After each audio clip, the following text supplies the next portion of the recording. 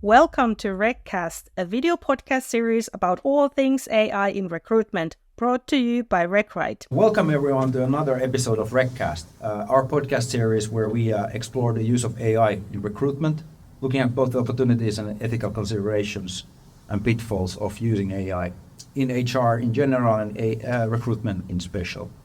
In this episode of the podcast, we'll be exploring the intersection of AI and recruitment with our HR specialists, Tiina Hahtovirta and talent strategy leader Rahul Pardasani. We'll delve into their vast experience in managing global people, HR teams, scaling up successful growth startups in the Nordics, and other topics. The whole podcast aims to provide valuable insights for HR leaders, business executives, and AI enthusiasts on the future of the recruitment in the age of AI.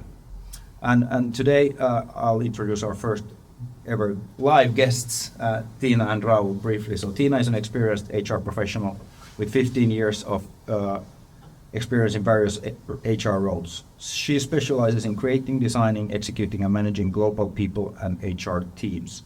Tiina is known for her expertise in creating and managing people and HR teams and functions. She's skilled in coaching, mentoring, and other team members across executive team and leadership teams. Tiina has a strong track record of driving change management, developing unique company cultures. She's passionate about creating and developing the best workplace for all employees. I'll let her speak a bit more about herself in a bit. And in addition to Tiina, we have her former colleague Rahul Pardasani, who is a talent acquisition lead at Carbo Culture today.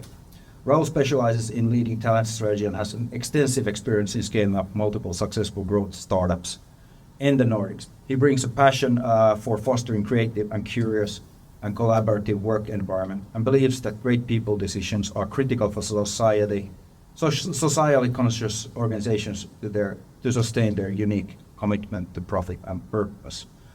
That's enough of introductions. I think it's time for to go into the discussion. So Mika, kick things off. Yeah, so welcome both. And first we would like to hear a bit on your own words that how have you ended up in HR and recruitment? So like a short live CV kind of, or whatever you want to say about it.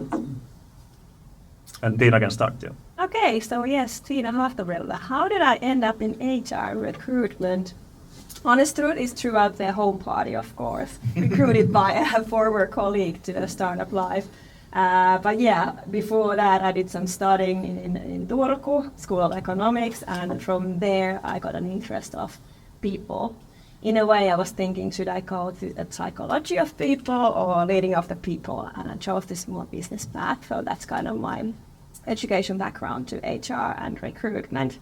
And the first workplace, so it was a startup where we were scaling up heavily and recruiting many people, so 10 people on a monthly base came into that company, and that's of course then deep dive directly to the recruitment field. So that's how I ended up there.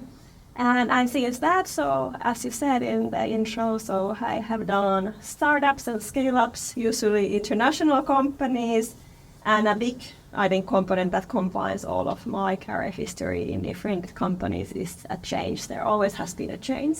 Need to grow, need to scale down, need to do something different, change the business or something like that. But that's where I belong, to doing some development project or changes. And as you said, building up the international HR teams, and that all starts with the recruitment as well. So I truly believe the same words as Rahul. So good people decisions, they make the company shine, or bad decisions fail. And what do you do today?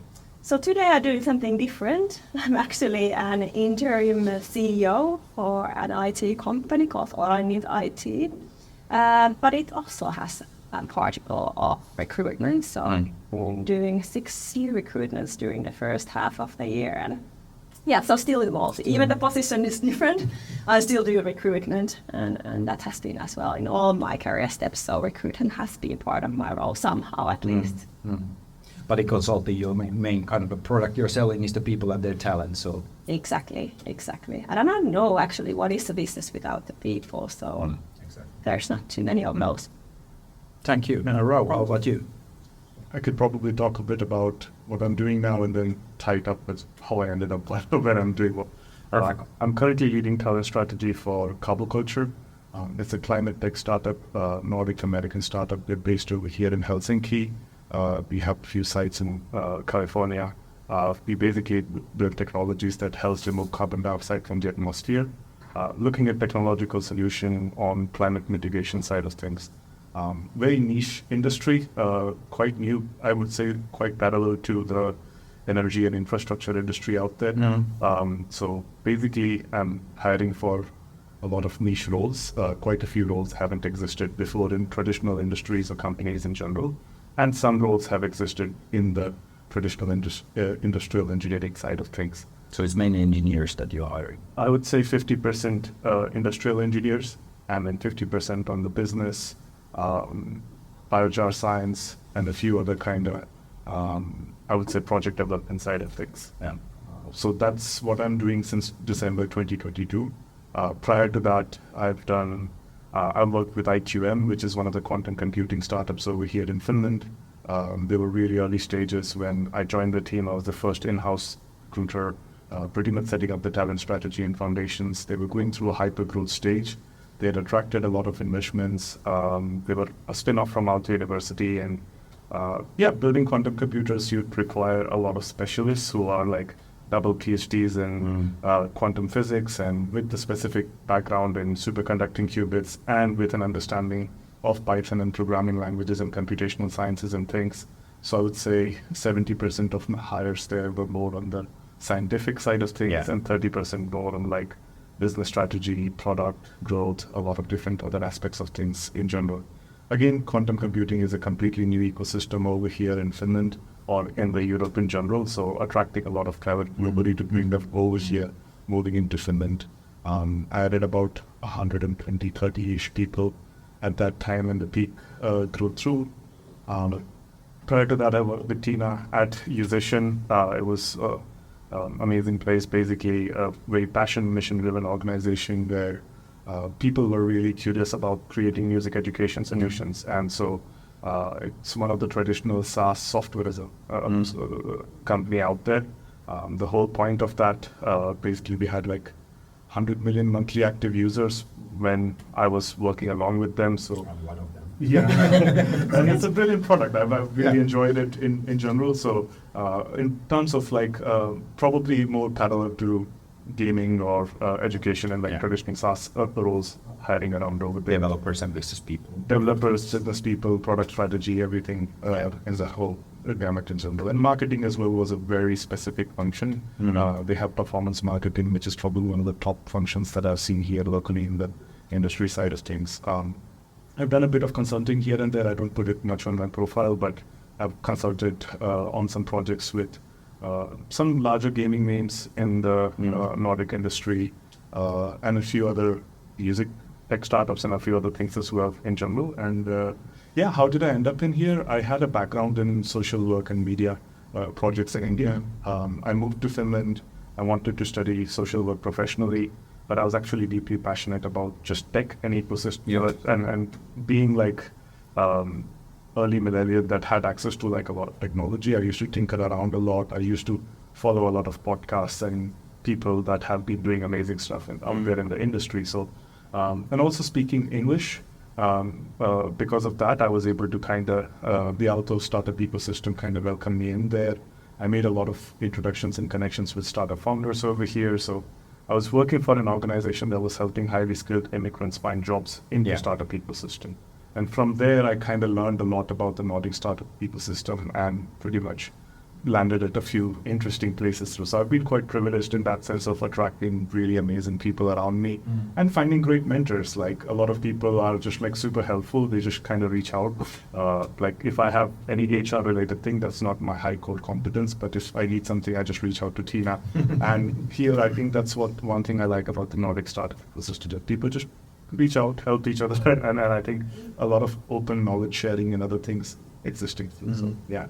Really interesting background. May I ask one question about because if you think about, especially there's kind of two most recent roles you mentioned, quantum computing and then this carbon neutral, carbon dioxide thing.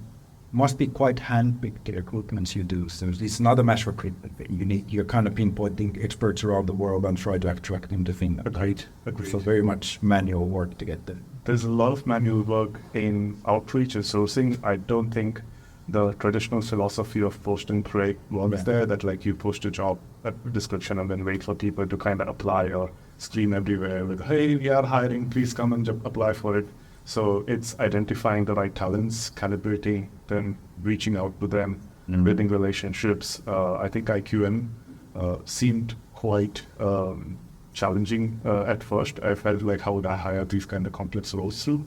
But somehow there's a handful of people in the world that are actually working on similar technologies with not much competition. So it's a lot of relationship building, identifying the right people, and just saying, hi, we exist and let's talk. I think maybe we find some synergy to work together or figure out ways to kind of, if there's something that we can do to amazing stuff together. So just to continue a bit on that, I let Mika ask a question. How do you attract them to Finland? What are the selling points? We might know the negatives, but what are the positive selling points? I think Finland has done amazing with this Finnish toolbox. I like that one particular website. I think at the end of the day, especially when I'm attracting talent for those kind of roles, the competition for them is like Google or IBM or a few other options out there in the US. But again, they're like small day functions. There's a lot that needs to be done through in the industry, a lot of research that is coming through. So Finland has a fairly decent quality of life, and the overall kind of package that's not just like the base pay and how it is. I think people want good quality of freedom, good quality of society, good quality of like they want to live in safe spaces, they want to be able to contribute meaningfully to the society, and in general, I think there's a lot of good things that I can pitch through. So depending on case-to-case basis, when I speak with individuals, I try and identify what they value the most. And once I know what they value the most, then the Finnish toolkit helps me out a lot into kind of pitching Finland in the appropriate manner around over there. That, hey, That is kind of a different story than the attracting international talent stories we read from the newspapers all the time. But it's kind of a way more positive that you say. But that probably is a topic for another podcast episode. So let's not go deeper there. But super interesting. If I'm coming back to Tiina, what kind of use cases of AI in recruitment have you used or kind of seen during your recruiter work? And so when the AI started coming, I think Rahul was in my team actually. So we were talking about a lot like where and how and what can we do. And the first things I think I used it for was job ads. We were trying to create the job ads then and see the quality and kind of input and saving time immediately, like what happened there. And then I think second came the screening of candidates, I would say. So at least there it started coming, but very slowly and surely I think it's coming to every kind of different angles. And I have been a part of the recruitment process where there's a lot of use of AI. Very different ways depending on the company as well. And I see really possibilities to expand it to different roles and different ways and different companies. And slowly I think there's not a company that can avoid it and say it that way around. Because it just saves you so much time and it keeps you better results at the end of the day.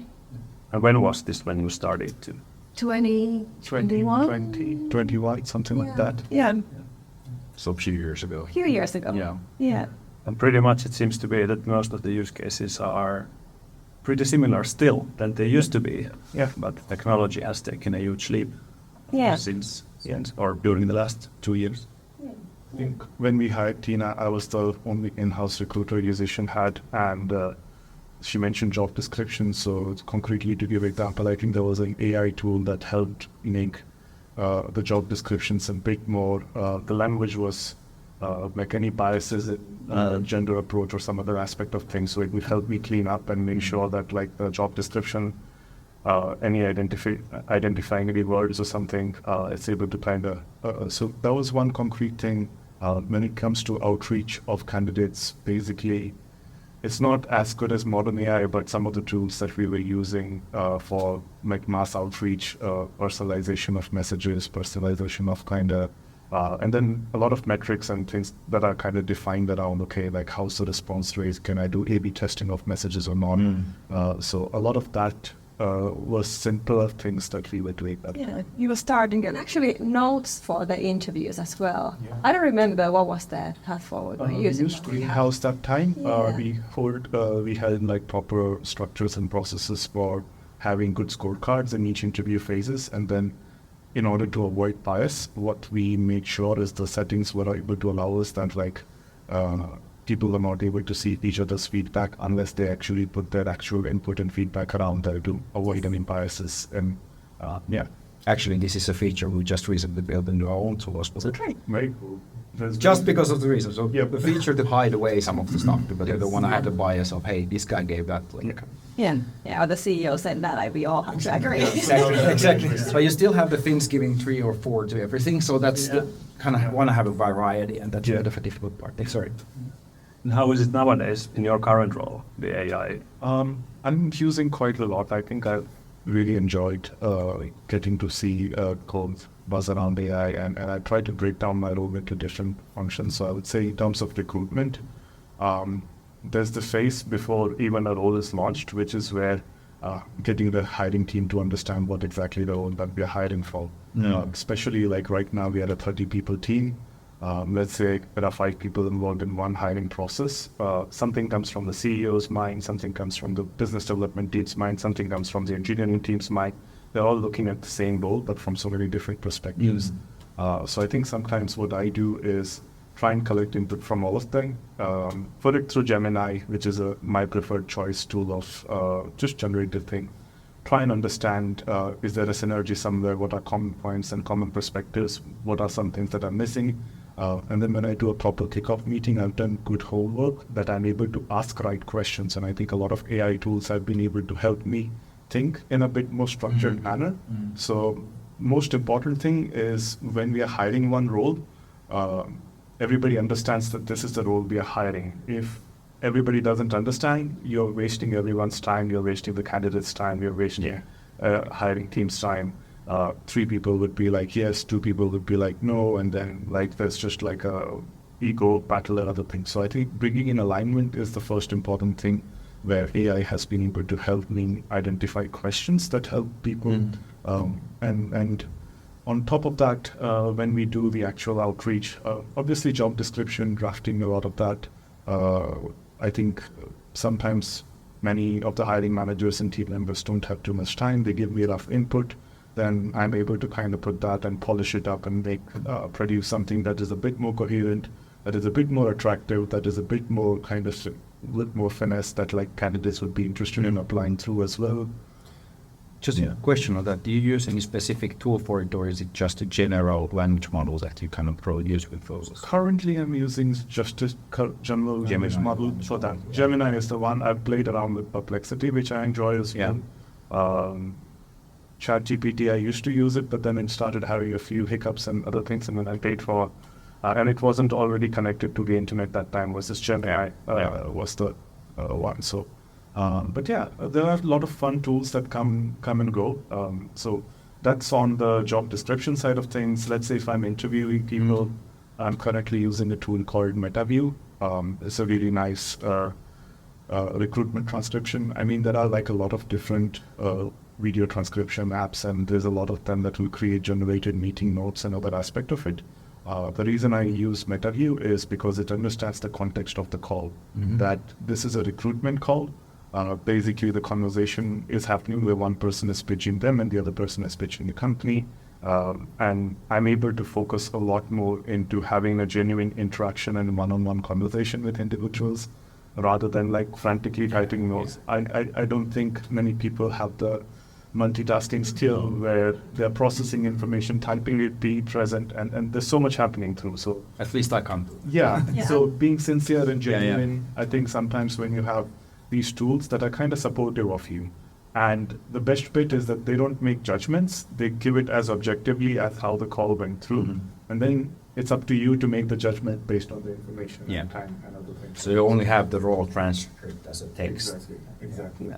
I think Rahul just well said that. I think the key thing Yeah. there. So utilizing the AI to give actually people time to concentrate on the people in that matter. So helping out all in the admin side of this. So I think that's really the thing. Yeah. I also heard, Tiina, that you mentioned that, and Rahul, you might have an insight into this as well, that you also use that musician at least, some sort of an AI tool to screen for candidates. Can you elaborate a bit on that? He's the best one to elaborate on that one, of course. I would say, in terms of screening candidates, we had, obviously there are a few tools. I've worked for companies where they designed this kind of parameter to be able to kind of identify, okay, how much of the candidate's profile optimally fits within our kind of thing. Greenhouse was not that fully automated. Obviously, that's for inbound is different and outbound is different. I think for outbound, we used a few different sourcing tools that do use like some previous models of like AI side of things. And again, I've seen the Finnish recruitment market in general, and not a lot of people are competent with proper Boolean searches and other things. So AI tools were able to kind of design through a lot.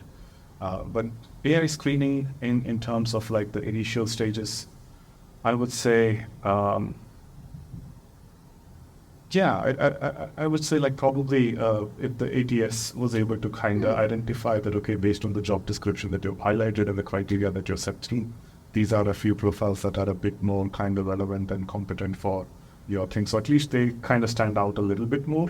But that's still like, I think, early stage AI, I would say. So. Yeah, but we were early then, even though the kind of boom went after. Yeah.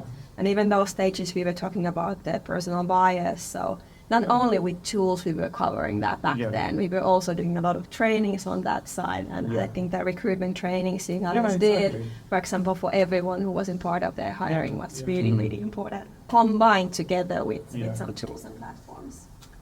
I think that is super interesting that if you are doing screening with AI, might be the case that the AI is screening the material that candidates has written with the AI. So it's like a never-ending loop of AI things there. So, but and especially like a lot of modern data that is generated by AI is going to be fed back into AI. I think that's going to be like a negative loop cycle of mediocrity and the quality of, but that's a maybe larger challenge that I think not something I'm solving through. It kind of boils down to boring averages. Yeah, I agree.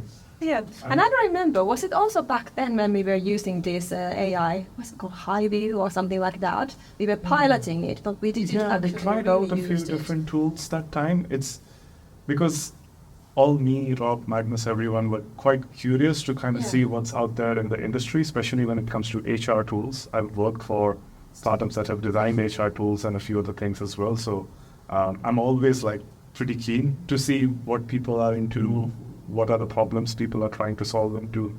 There are some that do everything mediocrely. There are some that have just given up many years ago. They did something well, but like after that, the innovation has died out. And then there are some tools basically that are actually trying to look at the same problems from a new angle and a new perspective and trying to bring in something fresh in the game. So I'm always curious to see how a lot of these tools evolve through. And because I was thinking we did a lot of like kind of interview questioning and all of these before even we had person there, so we could get a full picture and avoid again the personal bias on that front. And then I don't remember actually, was it the same tool that could identify your like facial expressions and all that and give you the report? I don't remember the name. There are a few. They have existed for some time. There's one I would love to use, but I'm extremely hesitant. There are tools that basically, when they join a call, that shows the engagement metrics of an individual, how engaged people are through. They show how your language is, so they can coach you on language side of things, that you're using a lot of filler words in this. And so basically they can coach you in the pitch that you are using through. So there would be a tool that I could just add into the call, and it would say to me, Rahul, you were talking at 275 words per minute. That's really fast. Maybe you need to slow it down to 230 words per minute because the people are able to kind of comprehend it in faster. So there are quite a lot of these tools that exist. I think they border on the edge of creepy. There was the kind of feeling I had a few years ago when we were testing out some of these tools, and was hesitant that time. I think kind of continues to be the same for me. Can you talk a bit more about that hesitancy? Have you seen pushback from candidates, or is it more about yourself thinking that the tools, what's the learning model, what's the learning material they used, or where's the hesitancy coming from?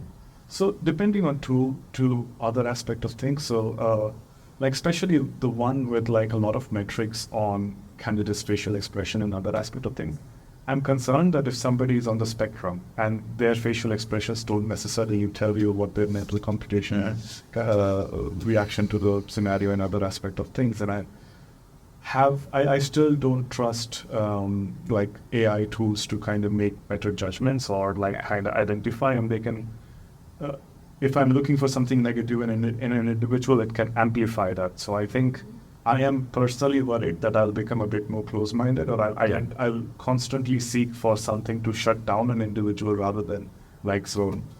So that is my current fear at the moment with these tools.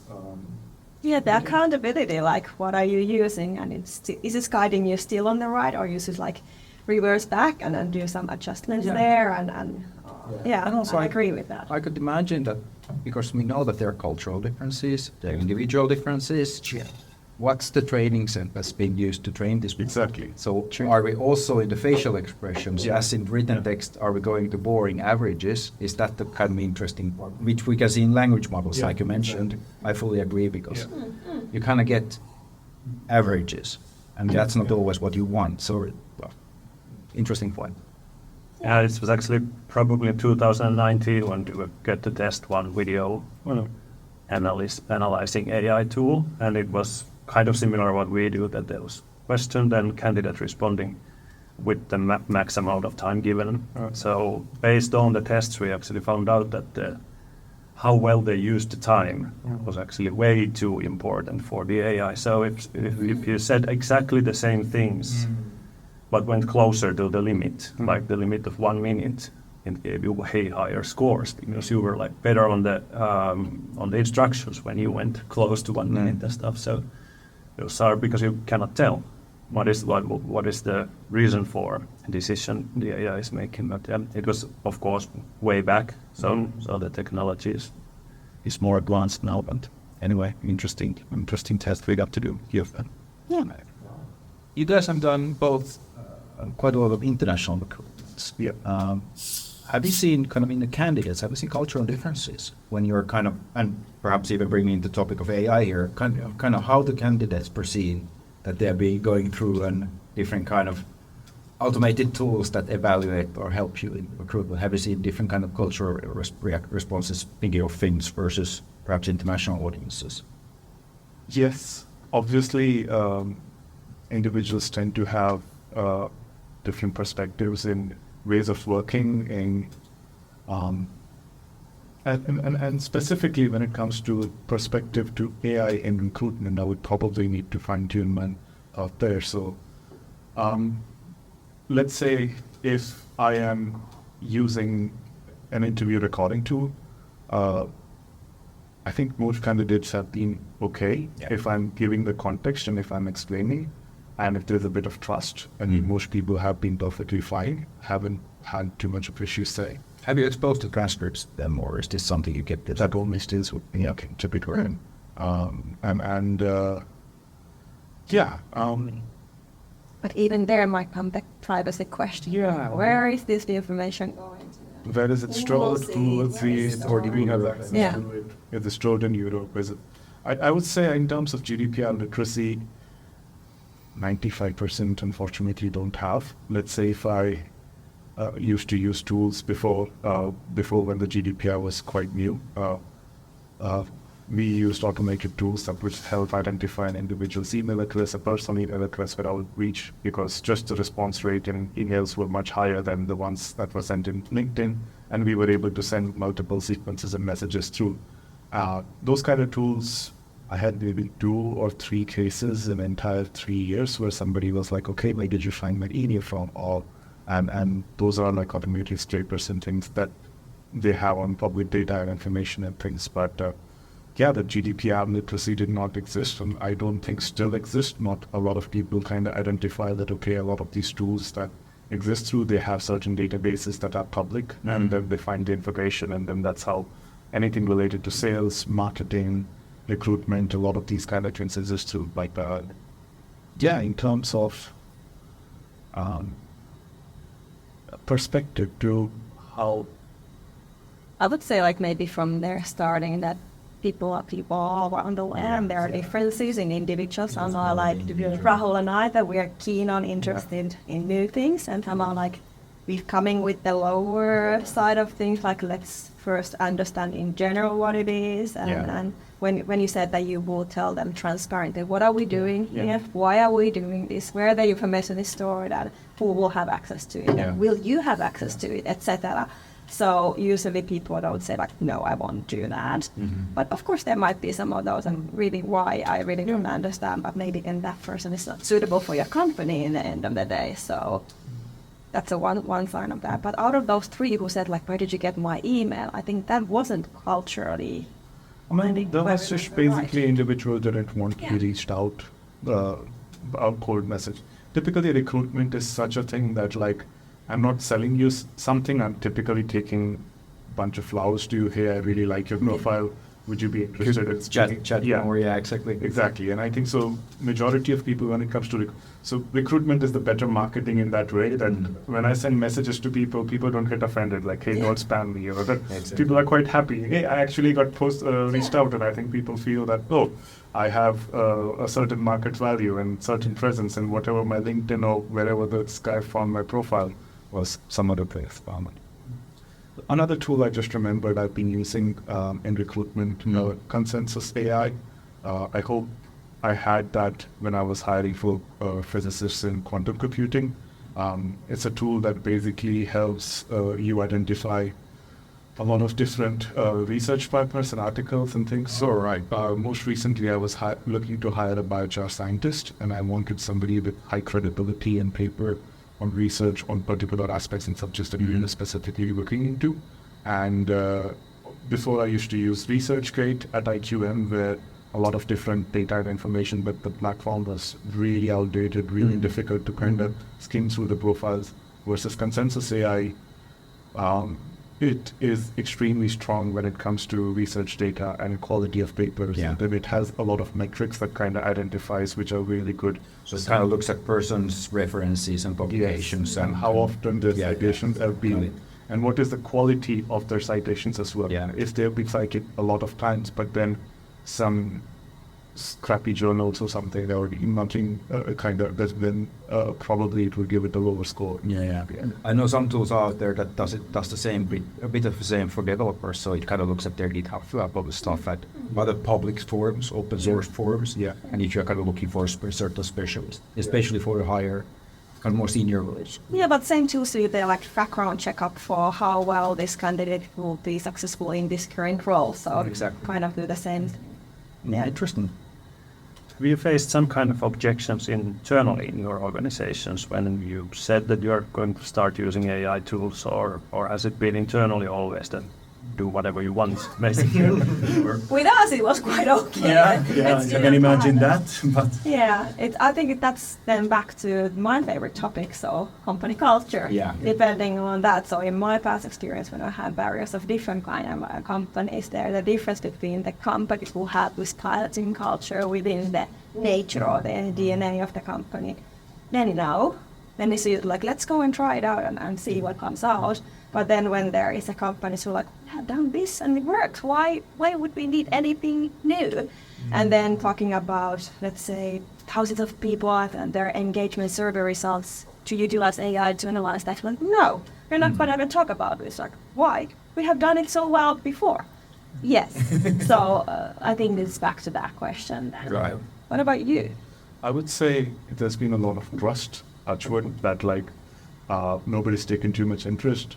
We don't know. As long as you bring us good candidates, we're fine, and whatever that makes sense out of it. So If you're able to calibrate good profiles with us, and when that is the quality of candidates that we're speaking to, that's what matters to, I think, a lot of talent metrics or other aspect of things. Nobody's taken that much proactive interest into it.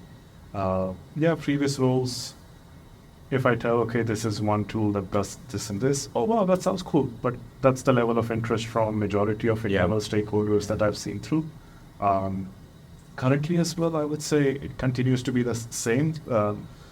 I probably would say that a lot of hesitance for some new AI tools and things would come from me than rest of the team in my current function. So to give example, I'm really keen to use Google Notebook LLM when it gets available over here in the Nordics in Finland. Why? I think it can automate a lot of HR related stuff. Let's say we have bunch of collective bargaining agreements that need to be either like 180 to 100 pages thick, and I would need to first of all translate them from Finnish to English, or even if my Finnish colleagues would use through, and somebody will come and tell me, Rahul, for a child sick leave, how many days according to my CBA, then I can always go open up the thing versus I can just dump it into the notebook LLM, ask it, and it will instantly come up with a reference and all the index and others. So I think a lot of entire HR function can be automated using AI. But the concern that I would have is how much of information that I want to share to these tools, and especially we use Google Drive and the ecosystem is entirely owned by Google. Even though if they would say that, okay, all the information that you say is not shared with Google servers, or it's your private server and this and that, I'm not good at legalese, so that I would have to have like the legal team kind of look into it, identify concerns for it, so be considering a few new AI policies to kind of design for the company that, okay, if you want to use this tool, can you add certain process engineering diagrams over there? Probably no. Can you add this? Because it will make your life easy to ask a question and it will understand things and give you... Can you put PII, personal identifiable information? Yeah. That's a big question. That's a huge question. Yeah, I have ended up in discussion like how do we use like AI HR help desk? What can you ask there? Yeah. Can you ask with your name? Yeah. And will the colleague then get you like, what they asked this question Yeah, for? Exactly. Ugh, maybe not. And also, it was interesting when you earlier mentioned that the GDPR literacy might be quite low, and it's a kind of good wake-up call for me from my GDPR bubble. And when I was with Finnair, I was kind of one of the persons in charge of the GDPR project there. We're running privacy here at REC right now, so I'm very well within the bubble. Why can't it? Doesn't everybody know about GDPR? But it's a good measure. But it came up to my mind that you have different levels. Because when you're talking about your own employees, you can do more, because there's a kind of legitimate reason for you to process the names of your employees. Otherwise, it's hard to run a business. Then when you're talking about candidates, you're one step further away. You need to be more considerate. And especially when you're talking about customers. The kind of end customers, D2C customers. Exactly. So there are different levels to that. Yeah. And I think that like collective agreements and questions around that and sick leaves, when it comes to those kind of questions, it becomes very tricky. But that's a good point, because I built a similar kind of tool for our own internal purposes. Mainly for me, we get a lot of information security questionnaires from potential customers, which are related to privacy and information security. We have a lot of documents, a lot of RFQs we've answered, and you know that the answer is somewhere in those documents. Somebody's asking about where do you store your data, how is it encrypted, whatever the normal questions are. I built a bot using it. I think it's a European vendor called Dante AI, doing pretty much the same. You can choose which language model it uses. You dump documents worth of 1 million characters, and then you have a chatbot which you can interact with. Kind of copy-paste the questions from the customer, and it gives you an answer. Same thing, how does the Finnish collective agreement say about child sick leave? Kind of learning the tool, that's going to be super useful for any function within a company in a year's time. And I think we are saving few hours every week with the help of that direct one about, because they have always those like few questionnaires on the table having mostly the similar questions to each other, so we can use the bot, and then someone needs to still check the answers, but you don't need to write them from scratch anyway. And there it doesn't matter that the averages are standard boring average. I'm not writing a novel, I'm answering to an RFP where you can write boring corporate text. Exactly. Tiina, you have experienced quite a lot about different kind of companies in Finland. How do you think if you think of, because what I'm hearing, especially from Rahul, also Tiina, from you, is that kind of compared to our average customers, what you guys are doing is more of the leading edge, I would say, of AI use in recruitment situations. But if you think of general companies in Finland, small, large, listed, non-listed, how do you think their HR function should approach the topic of AI? Okay, I think it all comes from awareness. I think everyone in HR, depending if you're a recruiter or HR generalist, whatever you are there, you should have an interest in the AI in general. So you cannot avoid it anymore. And it will come sooner or later. I really like that you said that you are the full of honors. Really like that statement and keep it up. You can't avoid it. Yeah. So you should have first about like awareness building in your HR function. What can we do about it and how it will help us and how you can be better in your own function to utilize that. And there are so many ways and so many new things that we should all be piloting in different kind of companies. So I think very different nails, very different timing will happen, but eventually we will be all utilizing AI in the basics, let's say, like candidate screening. Yeah. I don't think anyone in a few years' time will do that without an AI help. That's my honest opinion. But yeah, companies are in different kind of mental state of piloting new things.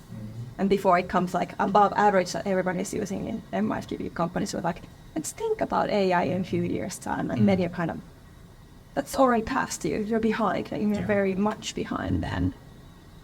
But you say that it's also so one of the key outputs will be kind of to automate a lot of the work that is unmanual today. Yes.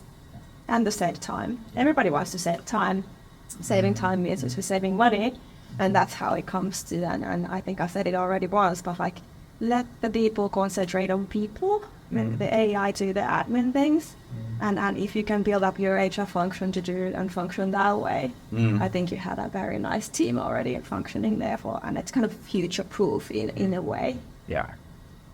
I think it's pretty similar to many other new products and new things as well. With the biggest competitor still is the traditional way of doing things. Yeah. You mentioned it earlier already that it's the objection that we've been doing great by doing this. Yeah. And actually you can say like a day per week or something to automate those manual tasks. So yeah, I would say like if that survey results would have been analyzed in AI, it would have been spending weeks and weeks of time. Yeah. And I would say honestly with my hand here that the end result would have been better. Because then your personal bias would not be there and you would have been like, already 12 hours of doing this analysis, I'm tired, I don't want to look at the next one, let's start it. Because then there would be every single answer analyzed at least. So very human things as well. A lot of qualitative analysis can get better with the support of TI and for sure.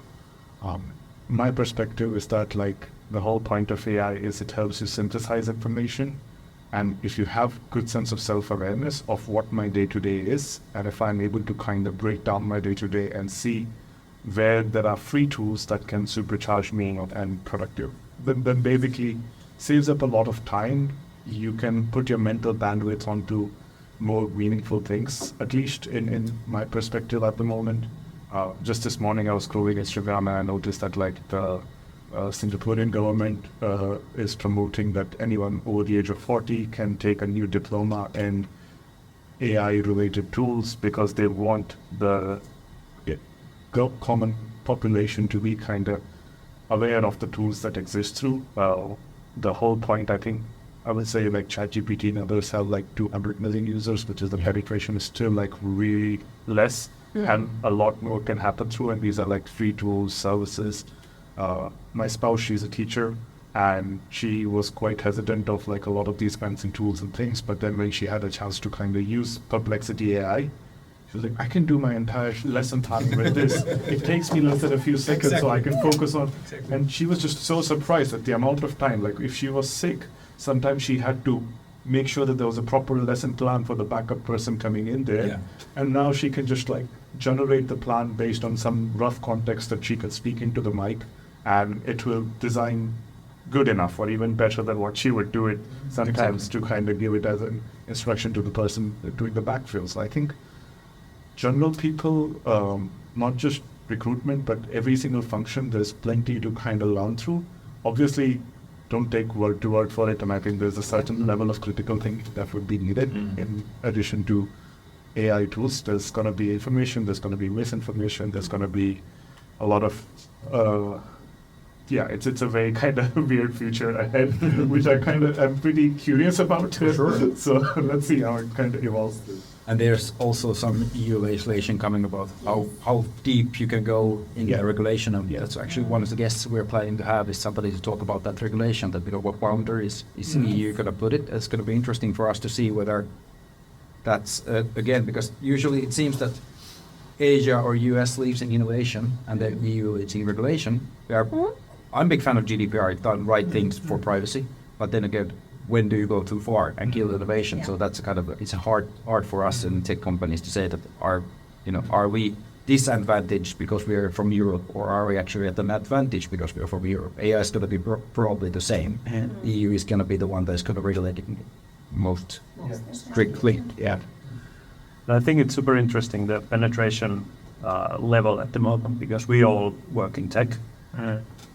We, at least at Recruit, have been thinking that everybody is talking about it. Everyone is using it. Yeah. And then when you go a bit out of your personal bubble, you actually notice that no one is using AI. Kind of effectively. Yeah. So there's so many possibilities.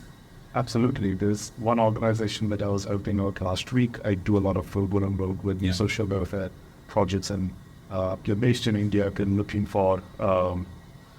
They do a lot of animal welfare work and things, and a lot in terms of their internal organization, communication, drafting updates for their donors and other things. They have to do a ton of manual work. Yeah. And there are so many errors because English is not the native language.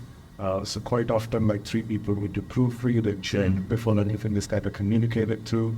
And I was consulting them on the call, and I mentioned AI. What is AI? Yeah. And then I give a demo of it. They were I could see 2 jaws fall on the floor. They're wait, that just happened out of you uploading this one image. Yeah. And it generated a lot of context that kind of came out of it. So exactly. I think a lot of people will slowly come up to speed with things, and it would be interesting to see how it's going to be. Increase everybody's productivity. Yeah, but definitely we're in this bubble. Totally talking about it. I have been using my friends as guinea pigs. Yeah. They all hear it. But people have been thinking what should be my next role in a company?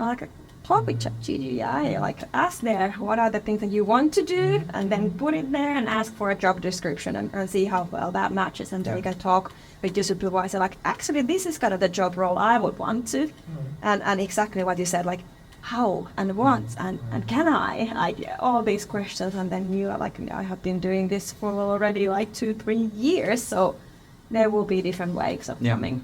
A few more questions before we start to wrap up. I'm actually, because stepping a bit outside of AI might be a part of this, but because you both are recruitment experts, we'd love to hear about challenges you see, either for your company or recruitment in general at the moment. Tiina, would you like to start? What kind of challenges in recruitment, especially staffing? Yeah, so now we have been super lucky. When I started with Orangit IT, we had 6 open roles, and we were thinking it would be super hard to fill this in. If it's the specific area, it's a specific thing, it's a back-end development, not maybe the fanciest thing in general in the market. But because the market is so different nowadays, we got so qualified candidates, and we kind of ended up in this challenge of how to choose the best ones out of that. Yes. So very different than what it has been in the past years. But we managed, and we have nice new orangutans joining us. And if you have already joined, and I'm super lucky about that. So totally different thing there. Yeah. But I think what is changing, and the talent war, it's still going to be ongoing. Yes. The best ones will be still the best ones who everybody will be wanting in one way or another. And of course, you were saying about that it's easy to relocate people to Finland. And some discussions have been that they're really scared of our neighbors and they don't want to relocate here. So there are, of course, different things going on. But don't you at Seventus have the Malaga option as well? We do. So if you don't want to be next to Russia, that would have been my next kind of commercial statement, that you can do, Malaga sunshine, not the November Finland as well. Yeah. So definitely. I know that you mentioned orangutans. That's the best. Isn't it? That's one of the best things. I think I have a completely different problem. I would ideally like to have that kind of a problem because the IT industry is well defined. At least there's a generic understanding of what the product team does, what the software team does, what the application development team and a lot of other functions and things do through. And like I have so many niche roles.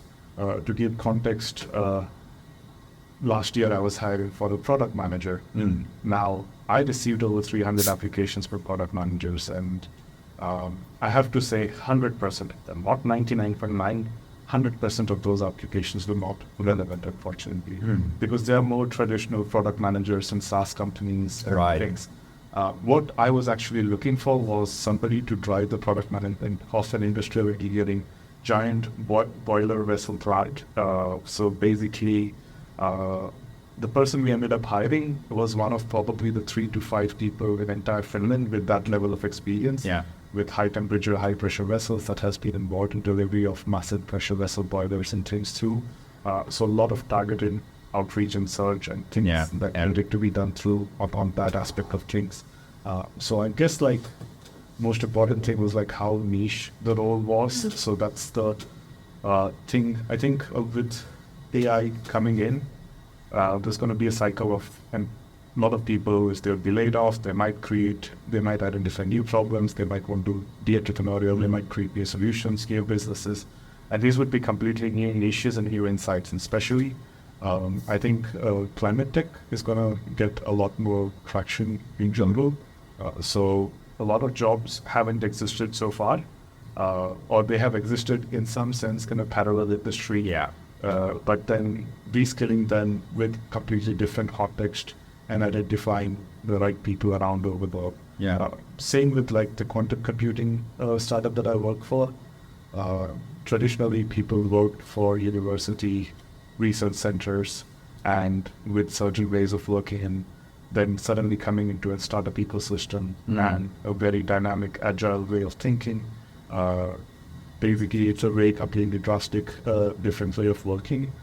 And also the specific roles that I was hiring for, they were so niche. The good thing about that sometimes is that they're not used to being headhunted a lot. So when I send a message to people, everybody is curious, they want to have a chat. And so it makes it slightly easier to kind of bring the people and retain the people as well. But I would imagine that kind of headhunting, we're going into very niche, narrow roles. Is something where, yes, you can use different tools to help you. That's still, like we discussed earlier, it's a very manual job. It can't be replaced by a computer, at least in the near term. Not in the near term. But it's not that time consuming if you only have 3 to 5 candidates, like potential candidates. Potential. So basically the most important thing is like to reach out with them, and then a lot of internal stakeholder management are like making sure the hiring teams understand the context of the people that they're speaking along with, making sure that there's like a structured decision-making process on like having realistic expectations from an individual, rather than this person's going to come in, I'm going to throw the money and it's going to solve all the problems in the company. So I would say it's slightly easier than that. And then more commonly, you mentioned also the generic role receiving 300 applications, but quite many companies at the moment are challenging. They have a challenge that there's so many applicants. The number of applicants is going up all the time because of the hard times financially. Just thinking of AI's perspective, how much efficiency there is kind of on the table at the moment that could be gained by using some like quite simple AI solutions, even for the early stages of the recruitment. That is true. Should we start wrapping things up? I think we have covered quite a lot of ground today. And one finishing question before we go to that. We were kind of after the bold statements, but we've kind of gone close already about it. But I will anyway ask. I can modify a question. The original question was that do we need recruiters in 5 years because of AI?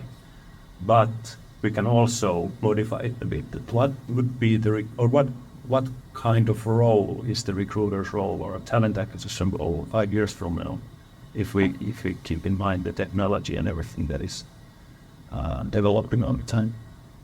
Should I go first? Yeah. So I'm still gonna repeat it. I think this is the third time I say it Yeah, in this very podcast. Yeah. So human to human, keep the time for the recruiters to have the human to human and utilize AI in all the other kind of corners of helping you out to choose the best candidates there. I don't think that can be then in a way. If you're working with your people, IT especially, because we're in this bubble, so I think there will be a role. Will it be called recruiter? I don't know. It might be something totally different. I think Rahul nicely came up that we have new roles coming up that we don't even know that are going to exist in 5 years' time. So that might change too. I think human touch would be the added advantage of any hiring process in future. Maybe like if people are able to kind of be sincere and present to you, I think that would be seen as a bit more positive thing. Currently, for example, in customer service, I'm reaching out to, if I go to a chatbot or a AI bot, I get really frustrated. I want somebody to give me an answer at times. But in terms of, I would definitely love to see like my entire role completely automated by AI in some form. I think there are a few startups that are doing that. I've seen there's one thing called People GPT, which is like a Slack bot that connects with you. And you can ask it questions and you can send it rough messages, and then it kind of fine-tunes the job description and identifies the right profile and already said. I think it's doing it really mediocrely at the moment, but maybe it's still early stages. You never know. It's just one name that came off the top of my mind, because there are at least 10 tools like this I've seen through. Maybe one of these tools just picks up and does it extremely well, and maybe at some point they might automate a lot of recruiter-driven alignment stuff side of things. But I would say most importantly, 5 years down the line, still making sure people have a recruiter's job is a lot of internal facilitation and collaboration and making sure that everybody sees at the eye level on the roles and everybody has an understanding of that role. And I don't think that might go through, that might be completely automated by AI. But I would like to be surprised. I would be happy if I'm positively surprised that it's doing that. That maybe in the early stages I might take the added benefit of it and try and monetize it a little bit better. That's a big thing. Yeah. Great. But I think that was a perfect example of being a forerunner in something that you are actually like putting your own role and hoping it changes completely. Yeah. Hey, thank you, Tiina. Thank you, Rahul. Thank you. It was a great pleasure to have you here. And for you listening, hopefully you subscribe to this podcast in Spotify or podcast service of your choice. We also advise you to follow RecRight in LinkedIn. We will share all kinds of news, webinars, events and stuff on our LinkedIn page.